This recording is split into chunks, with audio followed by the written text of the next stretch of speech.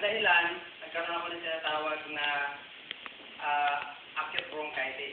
Na ito nakuha ko sa pagservisyo ko nung ako'y nasa hulog.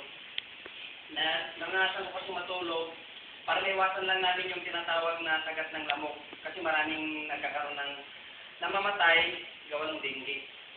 So, natutulog kami yan sa tinatawag na tubigan para sa ganun ay maiwasan namin yung mga lamok. Which is yun yung naging dahilan na naramdaman ko na lang na nagkaroon ako ng tinatawag nilang acute bronchitis.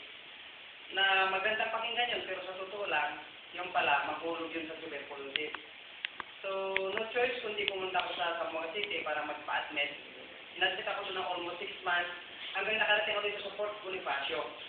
Na kung saan, dito inadmit naman ako ng almost 9 months.